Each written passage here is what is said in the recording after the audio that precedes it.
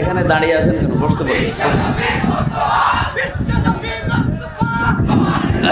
আসসালামু আলাইকুম ওয়া রাহমাতুল্লাহ। দল মত নির্বিশেষে কোরআনের অনুষ্ঠানে আখিরাতের পুঁজি তৈরি করার জন্য যারা এসেছি বলেন আলহামদুলিল্লাহ। বিশ্বনবী জানিয়েছেন কোরআনে কারিমের জন্য যে সময়টুকু মানুষ দুনিয়ায় ব্যয় করবে, মরণের পরে ওই সময়ের ওই সম্পদের হিসাব আল্লাহ নেবেন না। হাদিস অনুযায়ী আমরা যদি আমল করতে পারি, আমাদের জীবন, আমাদের সম্পদ দুনিয়াতে যতটুকু পেয়েছি এটা যেন কোরআনের পেছনে ব্যয় হয়।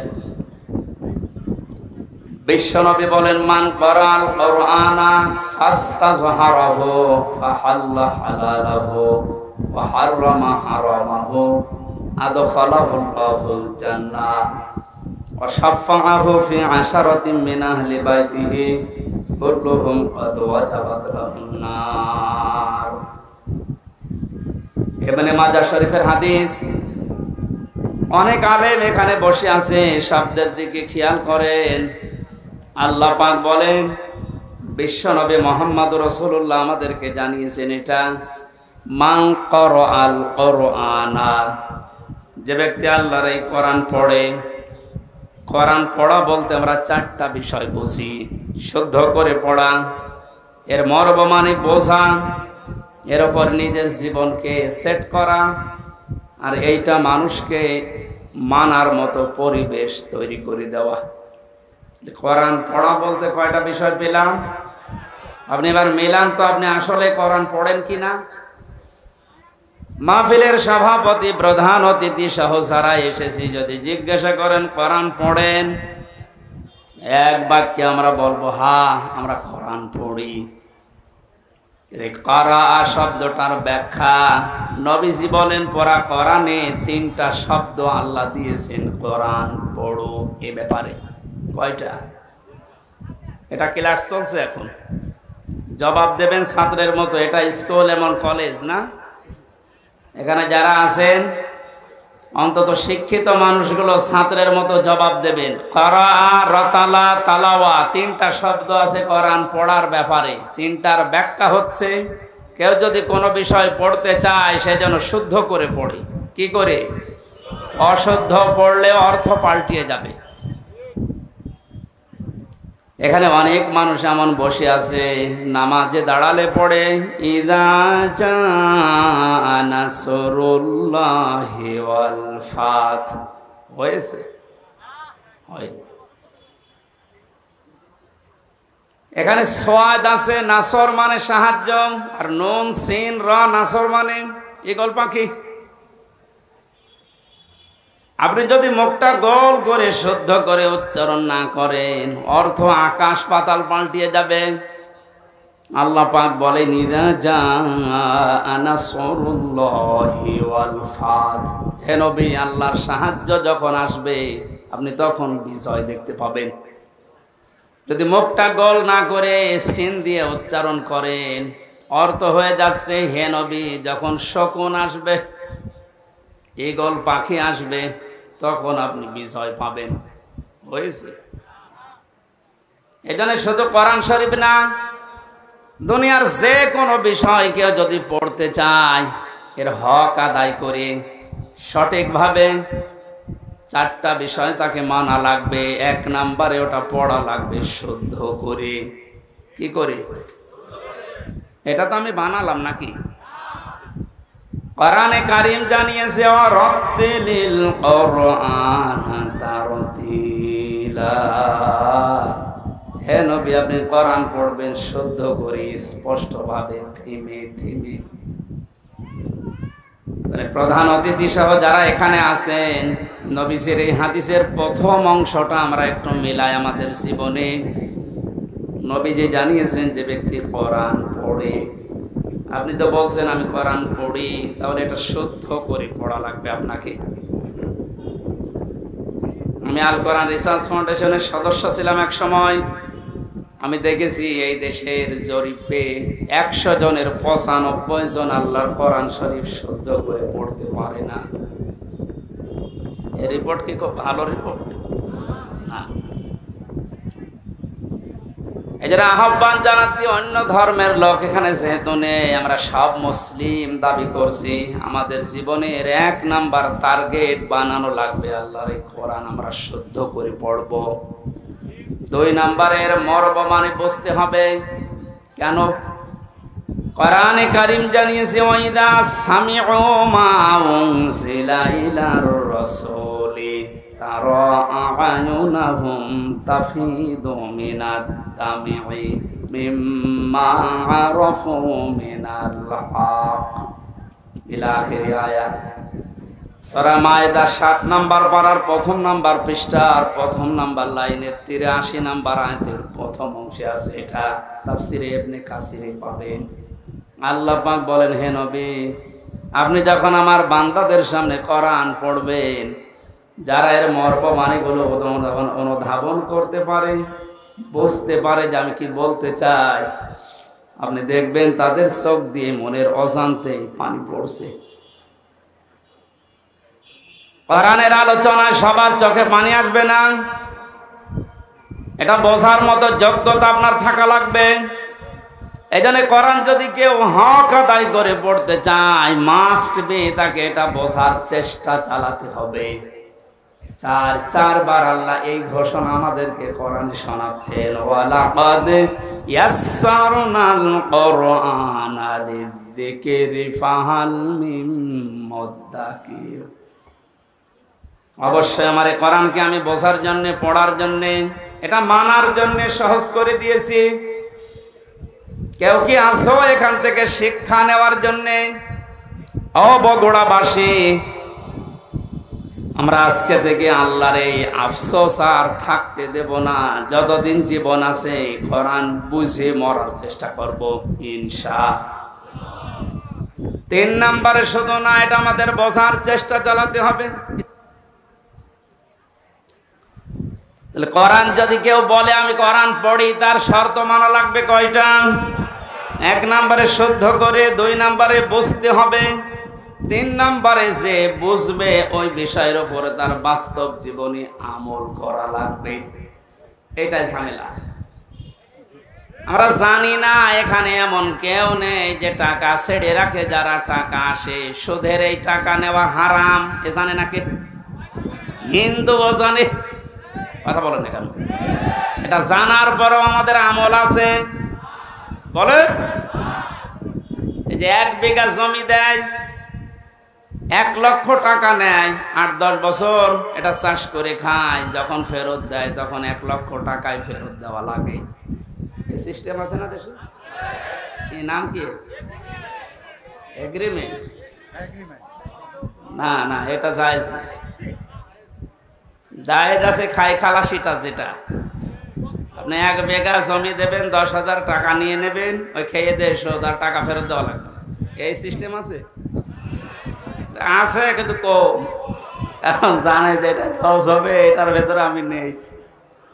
হারামে আরাম বেশি নাকি? ছোট্ট একটা কথা কয়েক সেকেন্ডের ভেতরে বলছি। ওমান আরাদা আন যিকরি ফাইন্না লাহু মাঈশাতান দঙ্কা। কোরআনে কারীমের সূরা তাহার 124 নম্বর আয়াতের প্রথম অংশে আছে। আল্লাহ পাক বলেন, আমার নিয়ম নীতি বাদ দিয়ে, আমার কোরআনের বিধান বাদ দিয়ে যদি কেউ উপায় করে, টাকা পয়সা আসবে, চর্মচোখে দেখবে, বহু কিছুর মালিক হচ্ছে, কিন্তু ওর জীবনের এই আয় উন্নতিতে আমি কোনো বরকত রাখবো না। তাফসীরে কাবীরের ভেতরে দঙ্কার ব্যাখ্যা লিখেছে 7টা। এখানে আলেম আছে না? দঙ্কার 1 নাম্বার ব্যাখ্যা হচ্ছে, পৃথিবীতে আল্লাহর নিয়ম নীতি, আল্লাহর আইন বাদ দিয়ে কেউ যদি উপায় করে, ওই টাকা পয়সা, ওই অর্থ সম্পদের ভেতর থেকে আল্লাহ বরকত তুলে নেয়। 2 নাম্বারে, ওই মানুষগুলো যখন মারা যাবে, এই অবৈধ সম্পদের কারণে এই মানুষটা বেঈমান হয়ে মরবে। 3 নাম্বারে, ওই মানুষকে আল্লাহ ওই অবৈধ সম্পদ দুনিয়াতে ভোগ করার সুযোগ দেবে না। এটা যে দেয় না তার বাস্তব প্রমাণে দেশে নেই, নাম ধরা লাগবে। কত মানুষ আজ অবৈধভাবে উল্টা পাল্টা করে কামাই করে টাকা রাখার জায়গা নেই, ফ্রিজে রাখে, বালিশের ভেতরে রাখে। এটাও হচ্ছে না, বানাচ্ছে বেগম পাড়া। আপনি ভোগ করতে পারবেন না। যদি এগুলো ভোগ করে যেতে পারেন তাহলে কোরআন মিথ্যা হয়ে যাবে। আর আপনার মতো নাফরমানের জন্য আল্লাহ কোরআন শরীফ মিথ্যা করবে। যেন দুনিয়াতে আপনাকে ওই টাকা ওই সম্পদ ভোগ করার সুযোগ দেবে না, এর আগে আপনি পটল তুলবেন। 4 নাম্বারটা একটু ঝামেলা, এটা বাদ যাক। যারা আল্লাহর নিয়ম নীতি বাদ দিয়ে উপায় করেন সুদ ঘুষ, মানুষের উপরে জুলুম করে ফাঁকি দিয়ে অন্যায় ভাবে যেভাবে উপায় করছেন, আপনার মরণে দৃষ্টান্ত সৃষ্টি হবে দুনিয়ায়। পৃথিবী সাক্ষী হয়ে থাকবে আপনার মরণে। এটাও বেশি বলে ফেললাম নাকি? আপনি কি মনে করছেন সব বানালাম একটা একটা করে? না, যেগুলো বলছি সব আমি পড়িয়ে এসেছি। অবৈধ ইনকামের মানুষকে আল্লাহ দৃষ্টান্ত করে রাখে দুনিয়াতে, তার মরণকে ইতিহাস বানিয়ে রাখে। আপনি এমনি টের পেয়েছেন, আমি জানি। এই জন্য আমরা সাবধান হব। জানি সবাই এটা হারাম, কোরআন থেকে হাদিস থেকে পড়েছি, জানার পরও যে লোকটা মানে না, ওর কোরআন পড়া হয়নি। 4 নাম্বারটা, এটা সবচাইতে বড় ঝামেলা এবং কঠিন। নবীজি বলেন কেউ যদি কোরআন পড়ে এ কথা বলে, সে শুদ্ধ করে পড়বে, সে ওইটা বোঝার চেষ্টা চালাবে, নিজে মানবে, এবং এটা মানুষ যেন মানতে পারে সেই ব্যবস্থা করে দেবে। এটা ঝামেলা না? এটা যদি আজ কেউ করতে চায়, সে সবচাইতে বড় বিপদে আছে এই বাংলাদেশে। আমি কোরআন পড়ি, আমি শুদ্ধ করে পড়ি, আমি বুঝি, এবং আমি যতটুকু বুঝি অতটুকু মানার চেষ্টা চালাচ্ছি, অসুবিধা নেই। 4 নাম্বারটা, আমি যতটুকু মানি এটা মানুষ যেন মানতে পারে, ওই ব্যবস্থা আমি করে দিতে চাই। এটা কোরআন পড়ার 4 নাম্বার শর্ত। এই কথা বলছেন না কেন? 4 নাম্বারটা কি সহজ না কঠিন? এটা করতে গেলে আজ পদে পদে বিপদ। তাহলে 4টা শর্ত যারা মানে না, ওদের কোরআন পড়া হচ্ছে। জন্মের পর থেকে এটা শুনেছি, কেউ যদি কোরআনের একটা হরফ পড়ে তার নেকি হয় কয়টা? হ্যাঁ, আপনার পড়া তো আবার পড়ার মতো হওয়া লাগবে। আপনি যদি আমার ছোট মেয়ের মতো পড়েন, ওর বয়স 4 বছর, ও তো পড়ে। ওই 1 লাইন পড়তে গেলে 1 লাইনে যদি 10টা শব্দ থাকে, 9টা ভুল করে, ওর পড়া হচ্ছে। আপনার পড়াও তো এরকম হয়ে যাচ্ছে। নবীজির হাদিসের প্রথম শব্দ ছিল, যে ব্যক্তি কোরআন পড়ে, তার মানে 4টা শর্ত যারা দুনিয়ায় মানতে পারে, ওদের পড়া হয়, আর ওদের প্রতিটি অক্ষরে 10টা করে নেকি হয়। দ্বিতীয় শব্দ ছিল ফাস্তাযহারাহু, কোরআন পড়ে শেষ করে দেয় না। যে ব্যক্তি কোরআনকে ইজহার করার চেষ্টা চালায়, যারা আরবি গ্রামার বোঝে, ফাস্তাযহারাহু এই শব্দের ব্যাখ্যা আমি যত পেয়েছি, আধুনিক ব্যাখ্যা হচ্ছে প্রকাশ করা, ইজহার করা, দাঁড় করানো, স্পষ্ট করা, কায়েম করা, বিজয় করা। কোরআন যারা পড়বে ওই 4টা হক অনুযায়ী এবং কোরআনকে বিজয়ী করার জন্য যারা চেষ্টা চালাবে, এই সংখ্যা বাংলাদেশে কম না বেশি? ও, একটা জরিপ পেয়েছিলাম, এই দেশের 100 জনের 15 জন মানুষ শুধু মন থেকে চায় যে কোরআনে কারিমে দেশে ফাস্তাযহারাহু এটা বিজয়ী হোক, আর বাকি 100 জনের 85 জন শুধু টানা নানায় আছে। দ্বিতীয় পয়েন্টটা হচ্ছে না। 3 নম্বরে কি ছিল? ফাহাল্লা হালালাহু ওয়া হারামা হারামাহু। যে ব্যক্তি কোরআনকে ইজহার করতে পারে, এই ব্যক্তি হালালকে হালাল মানবে, হারামকে হারাম জেনে ছেড়ে দেবে। আদখালাহুল্লাহুল জান্নাহ, নবীজি বলেন আল্লাহ তাকে জান্নাতে দিয়ে দিয়েছে, না জান্নাতে দেবে। হ্যাঁ, দিয়ে দিয়েছে। শব্দটার দিকে আমি খেয়াল করে চিন্তা ভাবনা করেছিলাম, নবীজি অতীতের শব্দ বললেন কেন? এটা পাস্ট, এটা মাজি। আদখালা ইউদখিলু, নবীজি মোজারে দিতে পারতেন, মাজি দিলেন, অতীতের পাস্ট দিয়েছেন কেন?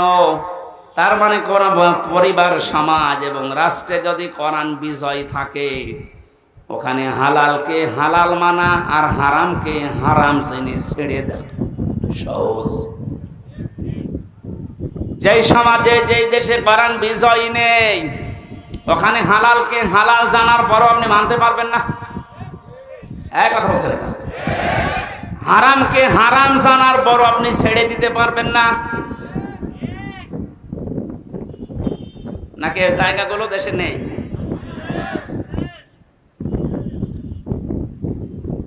এই জন্য প্রতিটি শব্দের আগে দেখবেন ফা দেওয়া আছে। মান ক্বারাল কুরআনা ফাস্তাজহারাহু ফাহাল্লা হালালাহু, সব ফা দিয়ে আরম্ভ।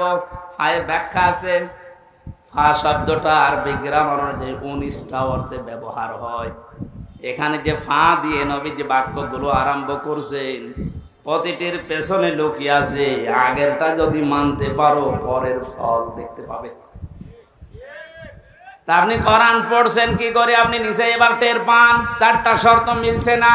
কোরআনকে এজাহার করার জন্য, বিজয় করার জন্য আপনার কোনো কার্যকারী ভূমিকা নেই। তাহলে হালালকে আপনি হালাল জেনে মানবেন কি করে?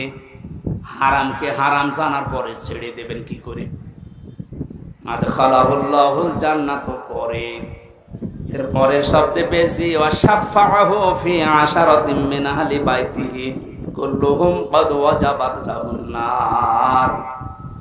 বিশ্বনবী বলেন, সত্যি যদি আল্লাহ রাব্বুল আলামিনের হারামকে হারাম জানার পরে তুমি ছেড়ে দিতে পারো, হালালকে হালাল জেনে আঁকড়িয়ে ধরতে পারো, আল্লাহ তোমাকে শুধু জান্নাতে দেবে না, তোমার সুপারিশে পরিবারের 10 জন মানুষকে জান্নাতে দিয়ে দেবে।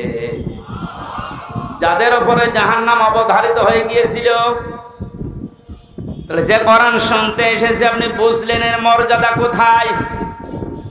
আল্লাহ পাকে হাদিসটা আমাদের প্র্যাকটিক্যাল লাইফে সেট করার তৌফিক দেন, বলেন আমিন। দরুদ আর সালাম পড়ছে আমাদের নবী মুহাম্মদ রাসূলুল্লাহ সাল্লাল্লাহু আলাইহি ওয়াসাল্লামের প্রতি। মহান আল্লাহ তার যে সমস্ত নাম আছে, এই নামগুলো দুনিয়াতে কয়েকটা নবীর নামের শেষে দিয়েছেন। তার ভেতরে আমাদের নবীকে আল্লাহ দিয়েছেন রাউফুর রহিম, খুলুকিন আযীম। ইব্রাহিম নবী আলাইহিস সালামকে, ইসমাইল নবীকে দিয়েছিলেন গোলামিন হালিম, আমার সহনশীল বান্দা। ইসহাক নবীকে ডাক দিয়েছিলেন গোলামিন আলিম, আমার জ্ঞানী বান্দা। আর মুহাম্মদ রাসূলুল্লাহকে দিয়েছেন খুলুকিন আযীম, আমার মহান বান্দা। এত বড় চরিত্র আমার নবী মুহাম্মদ রাসূলুল্লাহকে আমি দিয়েছি, কিয়ামত পর্যন্ত মানুষ শুধু অনুসরণ করে যাবে, এর কোল কিনারা খুঁজে পাবে না। বলে সুবহানাল্লাহ। সেই নবীর আদর্শ আজ আমাদের সামনে পড়ে আছে। জন্ম থেকে মৃত্যু পর্যন্ত তাকে বাদ দিয়ে আপনি কাকে আদর্শ মেনে চলেন? আপনার বিবেককে প্রশ্ন করেন। আল্লাহর ঘোষণা দেওয়া একটা আদর্শ আছে দুনিয়ায়, কয়টা? বলেন বলেন। আল্লাহ নিজে ঘোষণা দিয়েছেন যে এই আদর্শটা মেনে চলো। ইয়াসিন আল কোরআনিল হাকিম। ইয়া মানে হে, সিন মানে সাজ্জেদ। আল্লাহ পাক জানাতে চেয়েছেন, হে নেতা, দুনিয়াতে আল্লাহর ঘোষণা দেওয়া নেতা আদর্শ মাত্র একটা, তার নাম মুহাম্মদ রাসূলুল্লাহ। আল্লাহ রাব্বুল আলামিন পুরা কোরআনে নবীকে 7টা নামে বিশেষভাবে ডাক দিয়েছেন। তার ভেতরে ইয়াসিন, তাহা, মুহাম্মদ, আহমদ, আব্দুল, মুজাম্মিল, মুদাসসির। বগুড়াবাসী, বিবেক যদি থাকে আজকেই কাজে লাগাবেন। আল্লাহর ঘোষণা দেওয়া নেতা আদর্শ যার নাম তিনি জানিয়েছেন মুহাম্মদ রাসূলুল্লাহ, সেটা বাদ দিয়ে যদি আপনি অনুসরণ করেন, অনুকরণ করে চলেন, আপনি মরতে দেরি, জাহান্নামে যেতে দেরি হবে না। এইটা আমি বানালাম না, এটা আমি মানিয়েছি। ইমাম বুখারী রাহমাতুল্লাহ আলাইহি বুখারী শরীফ লেখার আগে একটা কিতাব লিখেছেন, আল আদাবুল মুফরাদ। এখানে একটা হাদিস তিনি এনেছেন, 6 প্রকার মানুষকে আল্লাহ বিনা বিচারে, বিনা হিসাবে, কোনো হিসাবও নেবে না, বিচারও করবে না, মরণের পরে তাদেরকে আল্লাহ জাহান্নামে পাঠিয়ে দেবে। তার 3 নাম্বারেই তারা দুনিয়াতে যাদের আদর্শ মুহাম্মদ রাসূলুল্লাহ ছিল না। এই হাদিসটার কোরআনের সূরা ইয়াসিনের ইয়াসিন এদের ব্যাখ্যা তাফসীর পড়ার পরে আমার বড় ভয় হচ্ছে। এ পৃথিবীতে হাজারো মানুষ মুহাম্মদ রাসূলুল্লাহর আদর্শ না মানার কারণে জাহান্নামে যাচ্ছে। আল্লাহ তুমি আমাদেরকে বাঁচাও, বলেন আমিন। আমি এটা বলে আপনার ক্ষতি করে ফেললাম?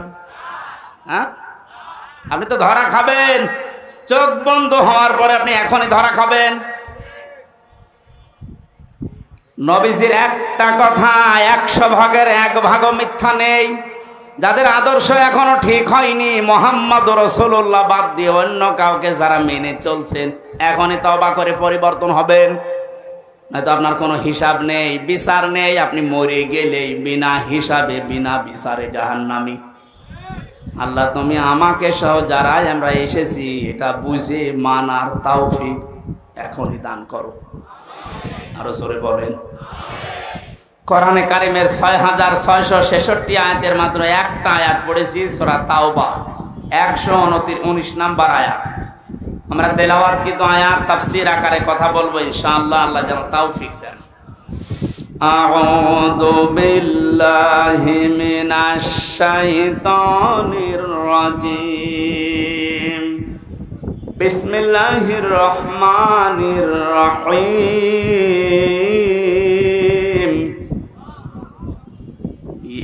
ইয়া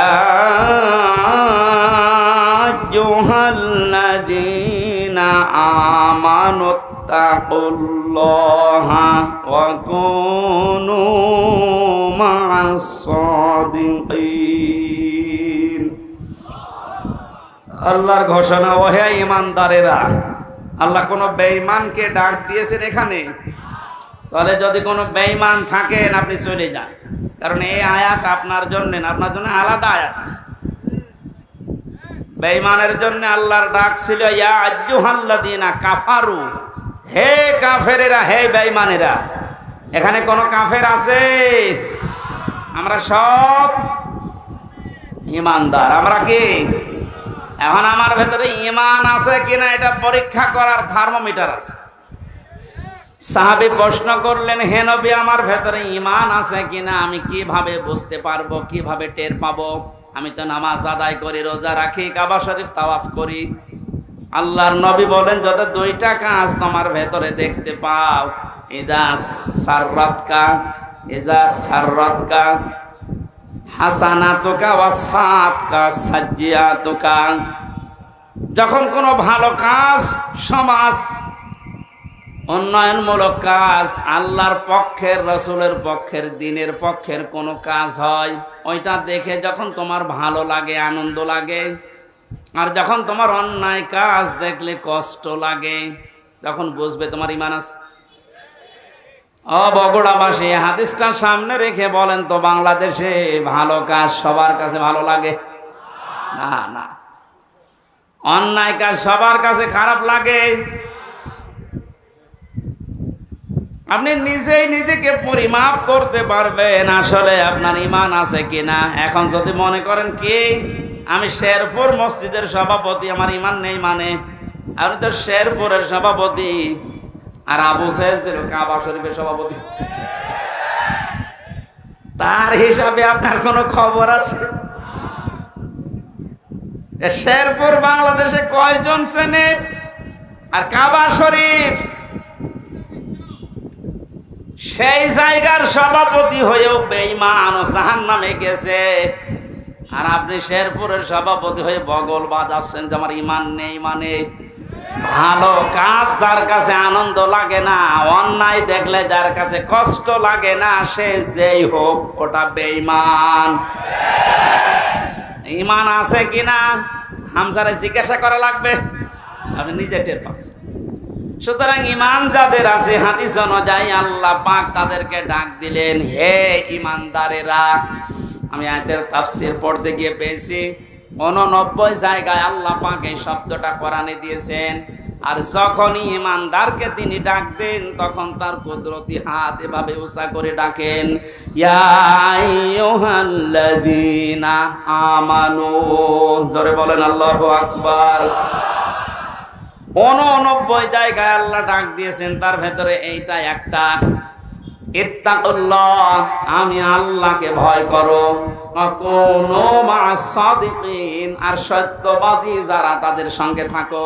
এই আয়াতের নির্দেশ দুইটা, কয়টা? আল্লাহকে ভয় করো, সত্যবাদী যারা আছে তাদের সাথে থাকো। বোঝা হয়ে গেছে না? আল্লাহুম্মা আমিন। না মানে আপনি বলছেন বোঝা হয়ে গেছে। এবার আসেন তো এই দুইটা শব্দের ব্যাখ্যায় যাই। কোন আয়াত থেকে যদি কেউ তাফসীর শুনতে চায়, করতে চায়, তাফসীরে মাজহারি আল্লামা সানাউল্লাহ পানিপতি রহমতুল্লাহ আলাইহি লিখেছেন, কেউ যদি কোরআনে কারিমের কোন আয়াত থেকে কথা শুনতে চায়, কমপক্ষে 5টা বিষয় থেকে তাকে আগে কথা শোনা লাগবে। 1 নম্বরে শুদ্ধ তেলাওয়াত, যেটা করলাম।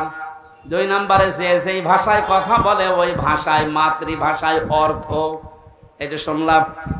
3 নম্বরে ওই আয়াতের ঐতিহাসিক প্রেক্ষাপট, শানে নজুল যেটা বলা হয়, ব্যাকগ্রাউন্ড, এটা আমি বলবো এখন। 4 নম্বরে আয়াতের বাস্তব শিক্ষা দেওয়া লাগবে। ওই মান ধাতা বলে কি হয়েছে এগুলো বাদ দে, এখন বাস্তবতা অনুযায়ী আয়াত আমাদেরকে কি দিতে চায়, এই শিক্ষাগুলো জনগণের সামনে দেওয়া লাগবে। 5 নম্বরে আয়াত থেকে যে শিক্ষাগুলো পাবে ওইগুলো নিয়ে বাড়ি যে আমল করবে। আমরা 2টা করে ফেলেছি, শুদ্ধ তেলাওয়াত আর মাতৃভাষায় অর্থ। যেটা সূরা তাওবার আয়াত, কোন সূরা বলেন বলেন? 129টা আয়াত আছে, মাত্র একটা আয়াত পড়েছি, 119 নম্বর আয়াত। তাওবা শব্দের শাব্দিক অর্থ আমরা অনেকেই মনে করি তাওবা মানে আস্তাগফিরুল্লাহ রাব্বি মিন কুল্লি যামবি ওয়া আতুবু ইলাইহি, হয়ে গেল। তাওবা আর ইস্তেগফার এই দুইটা কিন্তু এক না, এই দুইটা শব্দ আলাদা, মাসদারও আলাদা। কথা বুঝতেছেন? তাওবা আর ইস্তেগফার, কেউ যদি ইস্তেগফার করতে চায় সব সময় আপনি করতে পারবেন, কিন্তু তাওবা আস্তাগফিরুল্লাহ আস্তাগফিরুল্লাহ আস্তাগফিরুল্লাহ বললেই তাওবা হয় না। তাওবা করার জন্য কমপক্ষে মানুষের জীবনে 3টা বিষয় মানা লাগে। ইস্তেগফার আর তাওবার ভেতরে পার্থক্য এই, কোন মানুষ যদি তাওবা করে ওর পেছনের অপরাধগুলো শুধু আল্লাহ মাফ করে দেয় না, ওই পোড়া জায়গাটা আল্লাহ নেকি দিয়ে ভরাট করে দেন। এখানে যারা এসেছি আজকে আমরা শুধু ইস্তেগফার না, তাওবা করার মতো তাওবা করে বাড়ি যাব। পেছনের অপরাধগুলো শুধু যেন মাফ হয়ে না যায়, ওই জায়গাটা যেন আল্লাহ নেকি দিয়ে ভরাট করে দেয়। বলেন আমিন। 1 নম্বরে যদি তাওবা কেউ করতে চায় তাকে বলা লাগবে, আল্লাহ আমি অপরাধী, আমি। এই স্বীকৃতিটা আজ এই পৃথিবীতে মানুষ দিতে চায় না। দেখবেন এই দেশে হাতে নাতে ধরা পড়ার পর অস্বীকার করে না। না, তদন্ত করা লাগবে। তদন্ত 7 দিন সময় দিয়েছে যাদেরকে, ওদেরকে মাল মশলা মেরে ওর মুখ বন্ধ করে দেয়। আপনি যদি সত্যি তাওবা করতে চান সে যে কোনো বিষয়ে, আপনাকে প্রথমে স্বীকৃতি দেওয়া লাগবে ওই অপরাধের জন্য, ওই গুনার জন্য স্বীকার করা লাগবে যে হ্যাঁ আমি এই কাজ করেছি, আমি অপরাধী। এখন প্রশ্ন হচ্ছে আপনি স্বীকার করবেন কার কাছে? না না, আপনি শুনছেন না। অপরাধ করেছেন যার কাছে, স্বীকার করবেন তার কাছে।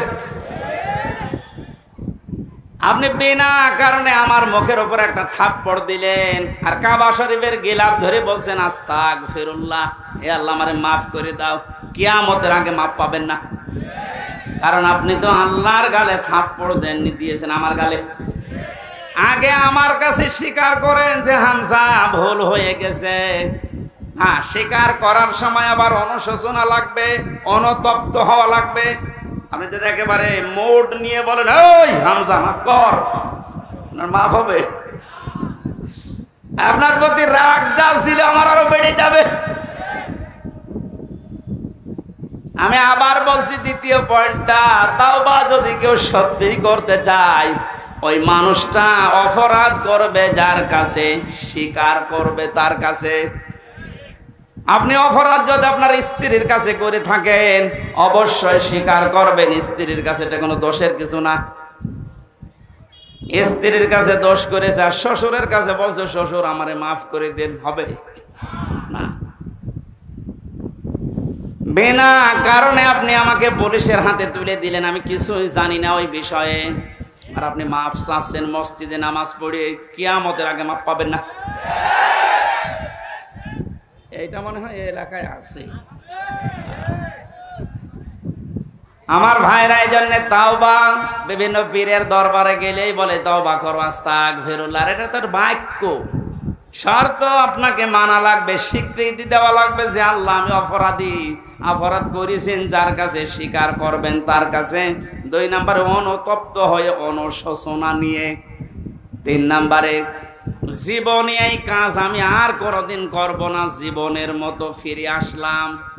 এই 3টা শর্ত যদি কেউ মেনে নিতে পারে, আল্লাহ পাক বলেন ওর পেছনের অপরাধ শুধু মাফ হবে না, ফাউলাইকা ইউবাদদিলুল্লাহু সাইয়্যাতিহিম হাসানাত। ওর পেছনের পুরা অপরাধ আল্লাহ মাফ করে দিয়ে পুরা জায়গাটা নেকি দিয়ে পাল্টিয়ে দেবেন। বলেন সুবহানাল্লাহ। সূরা তাওবা থেকে যখন কথা শুনছি, আল্লাহ এই তাওবা যেন আমাদের নসিব করেন। এবার আমরা ব্যাখ্যায় যাচ্ছি। আল্লাহ পাক ঈমানদারকে ডাক দিয়ে তাকে ভয় করার জন্য আহ্বান জানিয়েছেন, আদেশ দিচ্ছেন। এখন ভয় কি? জন্মের পর থেকে শব্দটা আমিও শুনছি যে আল্লাহকে ভয় করো, আল্লাহকে ভয় করো। কি এটা কি? তাকওয়ার যে ব্যাখ্যাগুলো আমরা বলি, আধুনিক ব্যাখ্যা হচ্ছে যে যেই বিষয়ে কাজে আছে ওই বিষয়ের জ্ঞান অর্জন করে প্রশিক্ষণ নিয়ে ওই কাজ আঞ্জাম দেওয়ার নাম হচ্ছে তাকওয়া। আমি আবার বলছি, যে যেই কর্মজীবনে আছেন, যে যে জায়গাটা দখল করে আছেন, ওই বিষয়ের ওপরে জ্ঞান অর্জন করে দক্ষতা প্রশিক্ষণ নিয়ে ওই কাজে আঞ্জাম দেওয়ার নাম হচ্ছে তাকওয়া। না হয়নি। আমি আবার বলছি, তাকওয়া মানেই শুধু আমার মতো জুব্বা গায়ে দিয়ে, বড় পাগড়ি গলায় নিয়ে, হাতে তসবিহ নিয়ে শুধু সুবহানাল্লাহ সুবহানাল্লাহ বলা না। তাকওয়া মানে যে যেখানে আছেন ওই জায়গায় ওই জায়গার জ্ঞান অর্জন করে, দক্ষতা প্রশিক্ষণ নিয়ে দক্ষতা অর্জন করে ওই কাজ আঞ্জাম দেওয়ার নাম তাকওয়া। এটা যদি আজ বাংলাদেশে থাকতো, আমরা অনেক উপরে চলে যেতাম। অধিকাংশ মানুষকে এমন দায়িত্ব পালন করতে দেখা যায়, ও বিষয়ে কোনোদিনের পড়াশোনা নেই, দক্ষতা নেই, প্রশিক্ষণ নেই, আন্দাজে ওই কাজে হাত দিয়ে ওটার 12টা বাজায় আরো বেশি। নিচে নামা লাগবে? ঠিক আছে। তাকওয়ার দ্বিতীয় ব্যাখ্যা হচ্ছে আল্লাহর নিষিদ্ধ কাজগুলো জানার পরে শুধু ছেড়ে দেওয়া না, ঘৃণা করে ছেড়ে দেওয়ার নাম তাকওয়া। কথা বুঝতেছেন? আল্লাহ আমাদেরকে তাকওয়া অর্জন করার মাধ্যমে 9টা উপকার করতে চেয়েছেন। দুনিয়াতে কেউ যদি তাকওয়াবান হতে পারে, তাকওয়া মানে কি শুধু জুব্বা গায়ে দেওয়া, শুধু জিকির করা?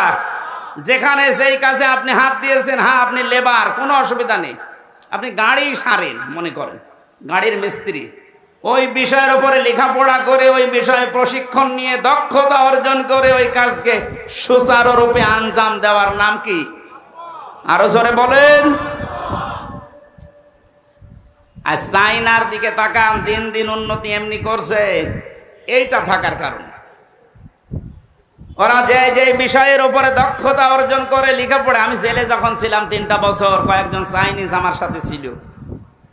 ওরা কি টাকা পয়সার ঝামেলার কারণে ধরা পড়েছিল আর দিয়েছে আমার পাশের রুমে। ভাষা তো বুঝতাম না, কিন্তু কর্মদক্ষতা, ওদের যে কাজ কারবার ভেতরে এত বুদ্ধি, জীবনে কোনোদিন কল্পনাও আসে নাই যে এই পানির বোতল দিয়ে এই কাজ করা যায়। ও ছাতা ওইটা করে দেখাচ্ছে। তো এই বিষয়ের ওপরে ওদের লেখাপড়া আছে, কর্মদক্ষতা আছে এবং প্রশিক্ষণ নিয়েছে, এই জন্য দিন দিন ওরা উপরে উঠতেছে। আজ আমরা ওদের মতো যদি তাকওয়াটা বুঝতাম আর বাস্তবে কাজে লাগাতাম, আমার মনে হয় যে ষড়যন্ত্র কয়েকদিন আগে প্রধানমন্ত্রী শেখ হাসিনা যে আশঙ্কা করেছে বাংলাদেশ নিয়ে, পার্বত্য চট্টগ্রামের কয়েকটা জেলা, মায়ানমারের কিছু অংশ আর ইন্ডিয়ার কিছু অংশ নিয়ে সাদা চামড়ার যারা আছে তারা কিন্তু গোপন আন্দোলন চালাচ্ছে। এটা একটা স্বাধীন খ্রিস্টান রাষ্ট্র ঘোষণা দেবে। প্রধানমন্ত্রী 14 দলের সাথে গোপন বৈঠক করে যে কয়েকটা কথা শেষের দিকে জানিয়েছে, তার ভেতরে এটা একটা। ওনার এই আশঙ্কা যদি সত্যি হয়, আপনি চর্মচোখে দেখবেন এদের ভাগ হয়ে সুদানের মতো, দক্ষিণ সুদান, পূর্ব তৈমুরের মতো খ্রিস্টান একটা স্বাধীন রাষ্ট্র এই এলাকায় চলছে। এটা খুব ভালো সংবাদ নাকি? আমাদের কর্মদক্ষতা, তাকওয়ার এই ব্যাখ্যা যেটা আধুনিক ভাবে করা দরকার, এটা আমাদের করা দরকার। আল্লাহ আমাদেরকে ওই পর্যায়ে যাওয়ার তৌফিক দেন, বলেন আমিন। যে যে বিষয়ে আপনার ছেলেটা, আপনার মেয়েটা যে বিষয়ে অভিজ্ঞতা ছোটকাল থেকে দেখবেন, যেদিকে মন আছে ওই বিষয়ে আপনি তাকে তুলে দিন। সবাইকে আলেম হওয়া লাগবে, সবাইকে ইঞ্জিনিয়ার হওয়া লাগবে না। যে যে বিষয়ের দিকে যেতে চায়, ধাবিত হতে চায়, ভালোবাসে, ওই বিষয়ে যেন জ্ঞান অর্জন করার জন্য রাস্তা পায়, তাকে ব্যবস্থা করে দেন। ও কর্মদক্ষতা অর্জন করে ও প্রশিক্ষণ নিয়ে ওই কাজকে সুচারুরূপে আঞ্জাম দিতে থাকলে দুনিয়া এবং আখেরাত দুইটাই আমাদের জন্য সফল হবে ইনশাআল্লাহ। আমি যে 9টা উপকারের কথা বলতে চাচ্ছিলাম, যেহেতু আর 10 যা কারেন্ট চলে গেল, আমি তো মনে করছিলাম এখনো 10 মিনিট থাকবে। জেনারেটর আছে? এই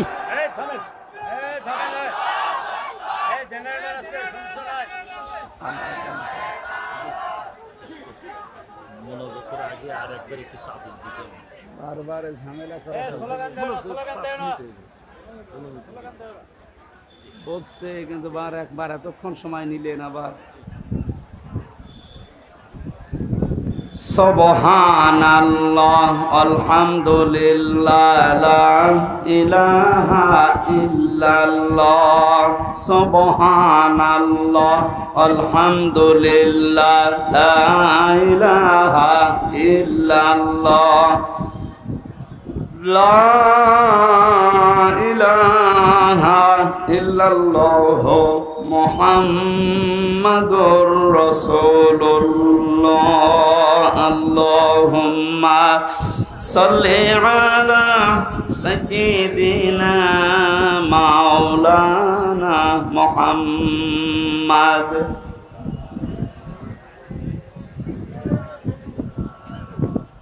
হাবিবানা মুহাম্মাদ।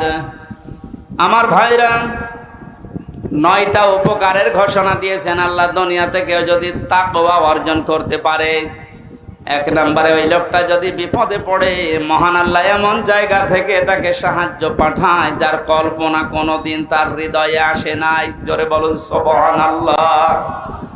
এটা আজ দেখতে আমাদের বহু বাকি।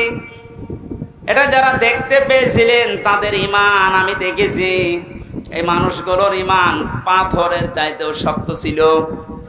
সত্যিই যারা তাকওয়া অর্জন করতে পেরেছে দুনিয়াতে, ওই মানুষগুলোর কাছে দুনিয়া আল্লাহ এমন তুচ্ছ বানিয়ে দিয়েছে, তামাম দুনিয়াটা একটা ডিমের চাইতেও তাদের কাছে কম দামি মনে হতো। আমরা আসলে তাকওয়া অর্জন করে আল্লাহর এই 9টা যে উপকারের কথা, সাহায্যের কথা, এটা পাচ্ছি না, কারণ আমাদের তাকওয়া নেই। তোমরা সত্যবাদী যারা, সত্যপন্থী যারা, তাদের সঙ্গে থাকবে। সত্যবাদী কারা? এই দেশে একটা ভুল ধারণা চালু আছে, কিছু কিছু দৃশ্য দেখলে আমরা মনে করি এগুলো সত্যপন্থী, এগুলোই হক্কান, এগুলোই হক্কানি। অনেকে নিজেকে দাবিও করছে যে আমরা হক্কানি দরবারের লোক। কোরআনে কারিমে সূরা তাওবার 119 নম্বর আয়াতের শেষের অংশের ব্যাখ্যা আল্লাহ দুনিয়ায় কারো কাছে ছেড়ে দেয়নি যে 2 বেলা জিকির করলে সেই লোকটা সত্যবাদী, 5 ওয়াক্ত নামাজ পড়লে সেই লোকটা সত্যবাদী, বছরে একবার হজ করে আসলে সেই লোকটা সত্যবাদী না।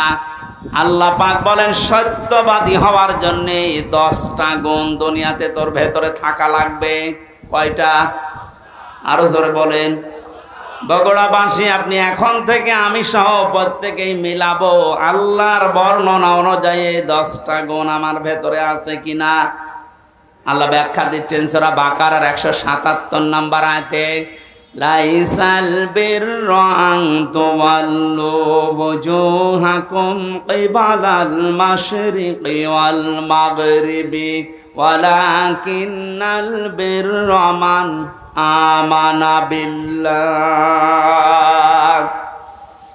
আল্লাহ পাক বলেন শুধু পূর্ব দিকে পশ্চিম দিকে মুখ ঘুরিয়ে সেজদা দিলেই নেকি না, আসল নেকির কাজ হচ্ছে আল্লাহর প্রতি ঈমান আনা। কার প্রতি? প্রশ্ন আসতে পারে, হুজুর আমার ঈমান আছে, আমি আল্লাহকে বিশ্বাস করি না। কেউ যদি আল্লাহকে বিশ্বাস করে কথা বলতে চায়, কমপক্ষে 4টা বিষয় দুনিয়াতে তার ভেতরে পাওয়া যাবে। আপনি এবার মিলান তো আপনার ভেতরে আছে কিনা। ওই যে কায়দায় পড়িয়েছিল হুজুররা ছোটবেলায়, মাওলানা কায়দায় পড়িয়েছে আমাদেরকে, আমানতু বিল্লাহি কামা হুয়া বিআসমাইহি ওয়া সিফাতিহি আকাবিলতু জামিআ আহকামিহি ওয়া আরকানি। পড়াননি? উনি বলতে চেয়েছে আমানতু বিল্লাহ, যারা বলে আল্লাহ আমি তোমাকে বিশ্বাস করে, প্রথমে আপনাকে স্বীকার করাচ্ছেন কামা হুয়া, আমি এমন আল্লাহকে বিশ্বাস করি যার অস্তিত্ব আছে। কি আছে? পৃথিবীর অন্যান্য ধর্মের লোকদের সাথে আমাদের মিল নেই, এই কারণে আমরা এমন আল্লাহকে বিশ্বাস করি যার অস্তিত্ব আছে, যার নাম আছে বিআসমাইহি, শুধু নাম না, তার নামের গুণাগুণ আছে, কার্যকারিতা আছে। আল্লাহর নাম আমরা অনেকেই জানি 99টা, আল্লাহর নাম 5000-এর উপরে। প্রতিটি নাম আল্লাহ নিয়েছেন, ওই নামগুলোকে গুণাগুণ দিয়ে কার্যকারিতা হিসাবে আমাদের দেখিয়েছেন। আল্লাহ রব নাম নিয়েছেন, এই কারণে নেই থেকে পূর্ণতায় আমাদেরকে পৌঁছিয়ে দিয়েছেন এই রব নামের কারণে। কথা বলেন না কেন? মায়ের বীর গভীরে যখন বাবার এই বীর্যটা দ্রুত গতিতে যে আশ্রয় নেয়, আল্লাহ রাব্বুল আলামিন বলেন যে নেই থেকে আস্তে আস্তে হামজা পর্যন্ত বানালাম। এই যে নেই থেকে পূর্ণতায় যিনি প্রতিটি জিনিসকে পৌঁছিয়ে দেন, আরবিতে তার নাম বলা হয় রব। এই নামটা আল্লাহ নিয়েছেন, এই কারণে হামজা এখানে বসে আছে। আমার বাবার স্ফলিঙ্গ দিয়ে দ্রুত গতিতে আমার মায়ের রেহেমের ভেতরে যে পানিটা গিয়েছিল, বিজ্ঞান এখন দেখাচ্ছে ওই 1 ফোঁটা নাপাক পানির ভেতরে 40,000 হামজা তৈরি হওয়ার ক্ষমতা ছিল। হয়তো 40,000 ওই পর্যন্ত তৈরি হয়ে দুনিয়া আসতে পারত, কিন্তু কেউ পর্যন্ত যেতে পারেনি। জরায়ের দেওয়ালের সাথে ধাক্কা লেগে অনেকে পড়ে গেছে, অনেকে মারা গেছে। আমি হামজা একা ওই জায়গায় গিয়ে 40 দিনে শুধু পাল্টিয়েছি। আমি নুতফা, মুদগা, আলাকা এগুলো হতে হতে 6 মাসের পরে চামড়া দিয়ে, বডি দিয়ে স্ট্রাকচার তৈরি করে আমার ভেতরে আল্লাহর রূহ দিয়ে একটা আকৃতি দিয়েছেন। ওয়াল্লাযী ইউসাউবিরুকুম ফিল আরহামি কাইফা ইয়াশা। আল্লাহ পাক বলেন তিনি সে আল্লাহ যিনি মায়ের রেহেমের ভেতরে তোমার এই আকৃতিটা বানিয়েছেন। তোমার মার বাবার পক্ষ থেকে 8টা জিনিস ওই নাপাক পানি দিয়ে আল্লাহ বানিয়েছিলেন। চুল, রগ, হাড় আর পর্দা, রক্ত, গোশত, চর্বি আর চামড়া।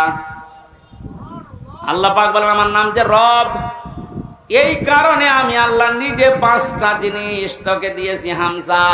ওয়া জাআলা লাকুমুস সামাআ ওয়াল আবসারা ওয়াল আফইদা ইলা আখির আয়াত।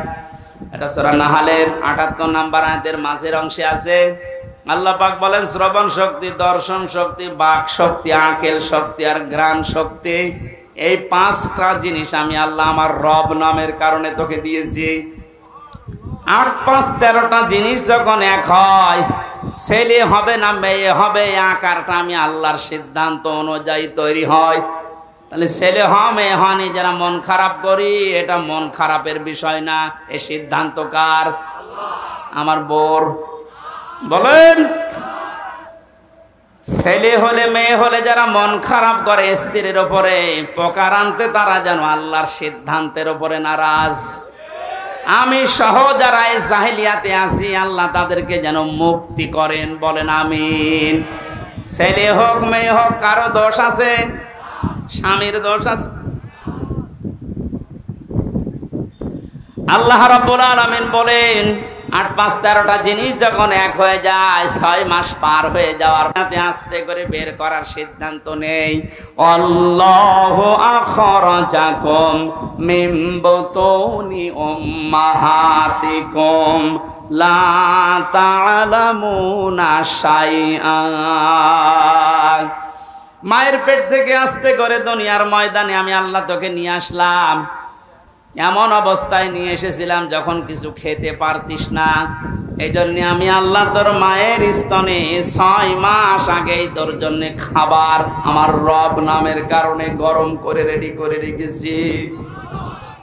মায়ের স্তনের ভেতরে যদি একটা বোটা দিতাম, চষা মারলে অনেকগুলো দুধ এসে তোর কচি কণ্ঠ আটকিয়ে যেত, মরে যেতে, শ্বাস নিতে পারতে না। আমি যে রব নামটা নিয়েছি, এই কারণে মায়ের ওই স্তনে সূক্ষ্ম সূক্ষ্ম 32টা ছিদ্র দিয়েছি। একবার চষা দিলে যেন একবার এই দুধগুলো এসে তোর মুখের ভেতরে প্রবেশ না করে, ওই জায়গায় জমা হয়ে সূক্ষ্ম সূক্ষ্ম 32টা ছিদ্র দিয়ে আস্তে আস্তে করে এসে তোর জীবন আমি বাঁচিয়েছি। আমি রব নামটা খেলা করার জন্য নেয়নি। মুখটা না পাক করে না, মায়ের পেটের ভেতরে নাভির ভেতর দিয়ে খাবার পাস করে দিয়ে তোর মুখটা পবিত্র রেখেছিলাম। অথচ দুনিয়ায় আসার পরে আমি তোর দিকে তাকিয়ে দেখি এই মুখের ভেতরে কত হারাম, অপবিত্র, নাপাক জিনিস দিয়ে ভর্তি করিস। কথা বলেন ঠিক কিনা? আপনি কি মনে করেন শুধুমাত্র কুকুরের পায়খানা, মানুষের পায়খানা, শুকুরের গোশত খাওয়ায় হারাম? ভাইয়ের জমি যারা, বোনের জমি যারা জাল দলিল করে ফাঁকি দিয়ে লিখে নেয়, ওইটাও কুকুরের মাংসের মতোই হারাম। যারা মেয়ের জমি ফাঁকি দিয়ে ছেলেকে লিখে দিয়েছেন, আপনি বিশ্বাস করতে পারেন জাহান্নামের টিকিট আপনার একটা বুক করা হয়ে গেছে। শরীক ফাঁকি দেওয়া মানুষ বগুড়ায় নেই? এই কথা বলুন।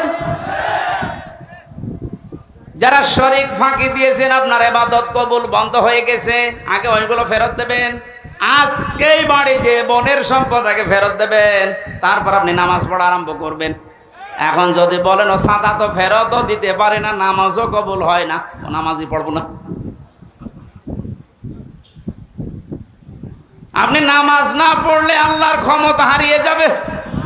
বলেন, নিজের কপালে নিজে আপনি আঘাত করছেন, নিজের পায়ে নিজে কোড়াল মারছেন, এই সময়টা আর দুনিয়ায় ফেরত পাবেন না। আমার এখন 32 বছর বয়স। আমি কি জীবনে ইচ্ছা করলে আর 12 বছরে ফিরে যেতে পারবো? আজকের মাহফিলের প্রধান অতিথি, ওনার বয়স মনে করেন এখন 60 বছর। কিয়ামত পর্যন্ত যে চেষ্টা করে 12 বছরে ফিরে যেতে পারবে। যে সময়টা পার করে ফেলেছি আর কোনোদিন ফেরত পাবেন না। সুতরাং এইটাই আমাদের হায়াতের আসল জীবন। এইটার জন্য আল্লাহ একটা কসম দিয়েছেন, ওয়ালা আসরি ইন্নাল ইনসানা লাফি খুসর। আল্লাহ বলেন তোর হায়াতের কসম, তোর হায়াতের কসম, সময়ের কসম, সাবধান, জীবনটা হেলায় খেলায় নষ্ট করে ধ্বংস করে দিও না। পেছনের দিকে তাকাও আর ভাবো এই সময়টা যেহেতু আর ফেরত আসছে না, সামনে যতটুকু হায়াত আছে এটা আমার কাছে একটা নিয়ামত। এটা কি? ফামান সুহসিহা আনিন নার ওয়া উদখিলাল জান্নাতা ফাকাদ ফাজ ওমাল হায়াতুদ দুনিয়া ইল্লা মাতাউল গুরুর। আল্লাহ রাব্বুল আলামিন বলেন, হে পৃথিবীর মানুষেরা, দুনিয়ার জীবনে বেশি দিন ক্ষমতায় থাকা, বেশি টাকা পয়সা গাড়ি বাড়ির মালিক হওয়া, শরীর স্বাস্থ্য মোটা হওয়া, ভালো হওয়ায় সফলতা না। সফল মানুষ তো ওইটা যাকে আমি আল্লাহ মরণের পরে জাহান্নামের আগুন থেকে মাফ করে দিয়ে জান্নাতি বলে ঘোষণা দেব, এইটাই সফলতা। আর এটা পাওয়ার জন্য দুনিয়ার জীবনে কি করা লাগবে? আস্তে আস্তে করে আপনি জাহান্নামের অন্যায় কাজগুলো ছেড়ে দিয়ে দিয়ে জান্নাতের ভালো ভালো কাজের দিকে এগিয়ে যাবেন। সুতরাং এই দেশে আমরা যারা অন্যায়, অবৈধ, শয়তানি কাজ কারবার আস্তে আস্তে ছেড়ে দিয়ে মানবতার পক্ষে, ইসলামের পক্ষে এই কাজগুলো আস্তে আস্তে যারা আঞ্জাম দিতে পারবো, আপনি বুঝবেন আল্লাহ আপনাকে এই দুনিয়াতেই জাহান্নামের পথ থেকে জান্নাতের দিকে এগিয়ে দিচ্ছে। আপনি সফল। আমাল হায়াতুদ দুনিয়া ইল্লা মাতাউল গুরুর, এই শব্দটা আল্লাহ এত কঠিন ভাবে কোরআনে দিয়েছেন। এ পৃথিবীর মানুষেরা ভালো করে শোনো, দুনিয়ার জীবন কিন্তু একটা ধোঁকা। একটা কি? আপনার সন্তান আপনার জন্য ধোঁকা, স্ত্রী ধোঁকা, টাকা পয়সা, ক্ষমতা, প্রভাব, প্রতিপত্তি সবগুলো আল্লাহ বলেন ধোঁকা। বিশ্বাস যদি না হয়, মিথ্যা মিথ্যায় চোখ বন্ধ করে দেখেন এগুলো কেমন ধোঁকা। আল্লাহ এই ধোঁকাটা এখনই আমাকে বোঝার তৌফিক দিন। ও বগুড়াবাসী, এটা যত তাড়াতাড়ি বুঝতে পারবেন তত তাড়াতাড়ি আপনার কল্যাণ হবে। আপনি যদি এখনই বোঝেন যে হ্যাঁ এগুলো আসলে ধোঁকা, আপনার অন্যায় অবৈধ কাজের ভাগ দুনিয়ায় কেউ নেবে না, অথচ অবৈধ কাজ করে যা কামাই করবেন ওগুলো ভাগ নেওয়ার জন্য হাজারো মানুষ বসে আছে। এই ধোঁকা থেকে বাঁচার জন্য আল্লাহ রাব্বুল আলামিনের সাহায্য কামনা করা দরকার। আল্লাহ পাক আমাদেরকে জানিয়েছেন, আমি যে নামটা নিয়েছি রব, তোকে আস্তে আস্তে করে দুনিয়ার জীবনে এনে মুখটা পবিত্র করে রেখেছিলাম, তুই মুখটা আর পবিত্র রাখতে পারলি না। হারাম, অবৈধ এবং নাপাক জিনিস দিয়ে মুখটা পবিত্র অপবিত্র করে আমার কাছে আসলি। আমি তো শুধু নাম নিয়েই শেষ করে দেয়নি, নামের কার্যকারিতা, গুণাগুণ আমি আল্লাহ ওগুলো বাস্তবে বহন করি। আমি রাজ্জাক নাম নিয়েছি, শুধু নিয়েই শেষ করে দেয়নি। রাজ্জাক নামের কারণে পৃথিবীর যত সৃষ্টি আছে সবাইকে আমি আল্লাহ রিজিক দেই। জোরে বলেন সুবহানাল্লাহ। রিজকের দায়িত্ব কার? আরো জোরে বলেন। জাহান্নাম থেকে বাঁচার দায়িত্ব কার? যেইটার দায়িত্ব আল্লাহ আমাদেরকে দিয়েছেন ওইটার বিষয়ে আমরা বেখবর হয়ে আছি, বেহুশ হয়ে আছি। আল্লাহ আমাদের আমলের, ইমানের উপরে ভিত্তি করে আখিরাতে নাজাত দেবেন, এইটার কোনো খবর আমাদের নেই। অথচ সেইটার দায়িত্ব আল্লাহ নিজের হাতে নিয়েছেন, ওইটা নিয়ে পেরেশান হয়ে আজ হাজারো মানুষ জাহান্নামের টিকিট কেটে বিদায় নিচ্ছে। আল্লাহ মাতাউল গুরুরটা একটু বসার তৌফিক আমাদেরকে দাও না, বলেন আমিন। এখানে এমন আল্লাহর উপর আমরা ঈমান এনেছি যার অস্তিত্ব আছে, যার নাম আছে, আর প্রতিটি নামের গুণাগুণ আছে, কার্যকারিতা আছে। তিনি হুকুম দিয়েছেন, তিনি আরকান দিয়েছেন। এগুলো যারা বিশ্বাস করে বাস্তব জীবনে মানতে পারে, এই মানুষগুলো আসল নেকির কাজে আছে। ওয়াল ইয়াউমিল আখির, কিয়ামতের ময়দানের বিশ্বাস দৃঢ় থাকা লাগবে। কিসের বিশ্বাস? জন্মের পর থেকে আমার মনে হয় আমরা এই শব্দের সাথে পরিচিত যে কিয়ামত হবে, কিয়ামতে জবাব দেওয়া লাগবে। এটা যে নেকির কাজ, এটা যারা বিশ্বাস করেছিল তাদের জীবনের দিকে আপনি তাকান। আল্লাহ ঘটনাগুলো এমনি খেলা করার জন্য শুনিয়েছেন তা না।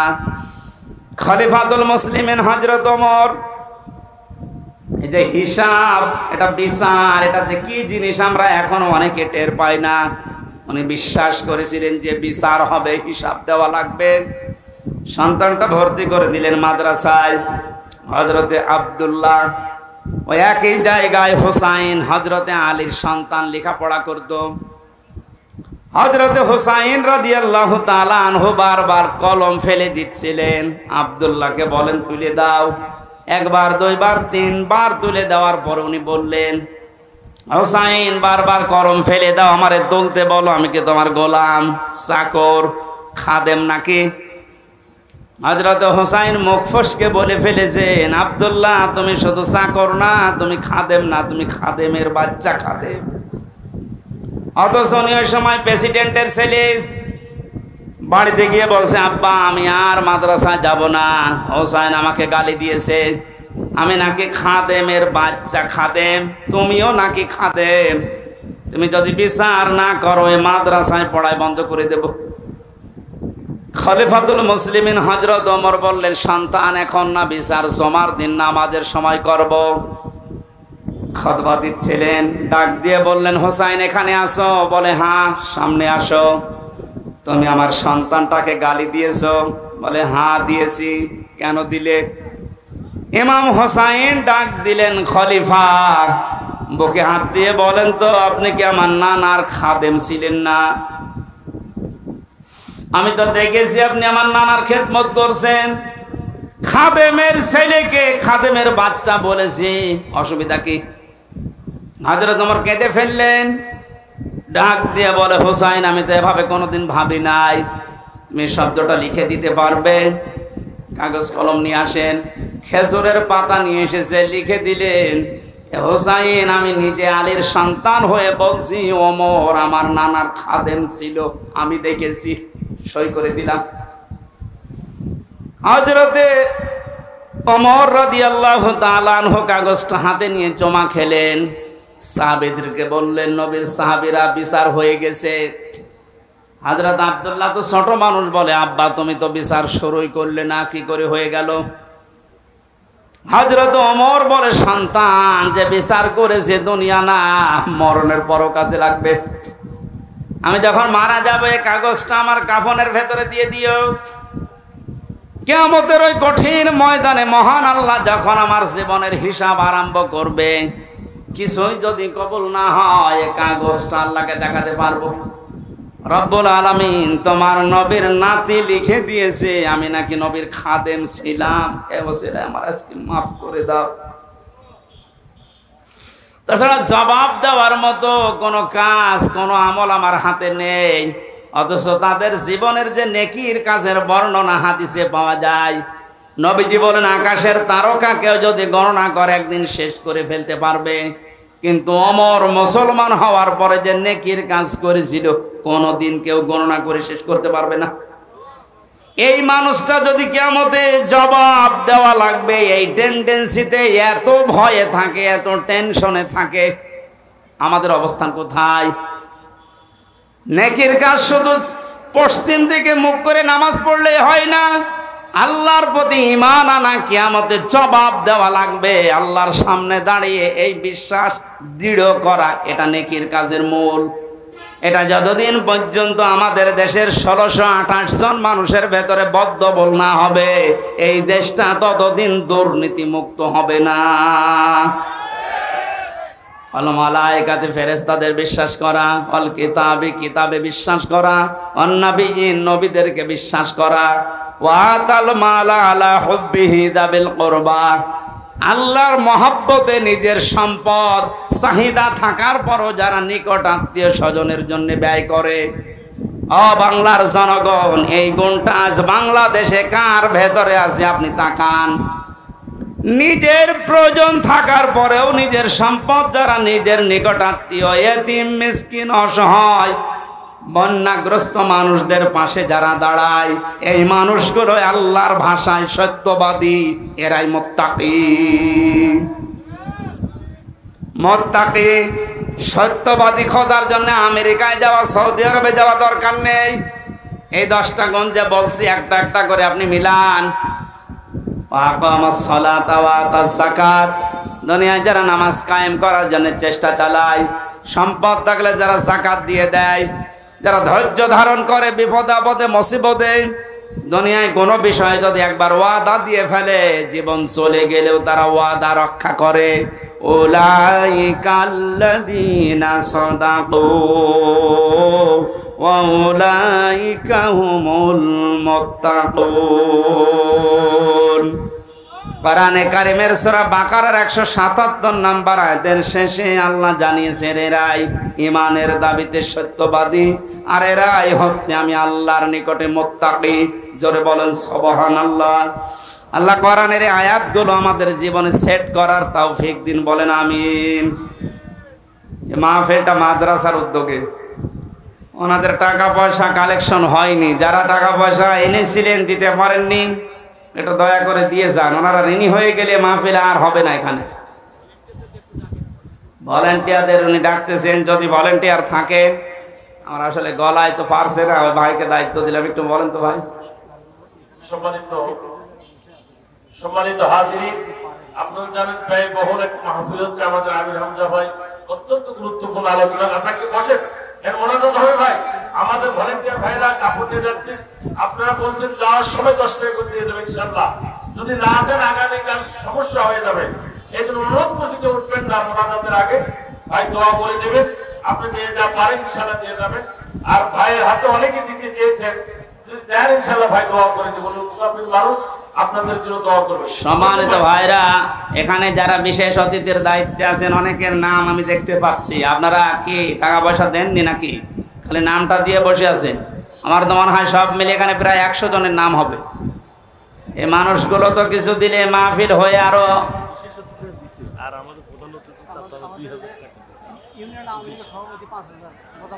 ইউনিয়ন আওয়ামী লীগের সভাপতি মোজাম ভাই না, মোজাম্মেল হক মোজাম ভাই 5000 টাকা। মারহাবা, আল্লাহ যেন কবুল করেন, আমিন। আরো যে মানুষগুলোর নাম দিয়েছেন, যারা দিয়েছেন কম বেশি, তাদেরকে ধন্যবাদ জানাচ্ছি। যারা দিতে পারেন না, আগামীতে মাদ্রাসা যেহেতু এতিমখানা, একটা আপনার এতিমের মাথায় হাত দেওয়া আর নবীসির মাথায় হাত দেওয়া আর শামিল। আল্লাহ যেন আপনাদেরকে পাশে থাকার তৌফিক দেন। যারা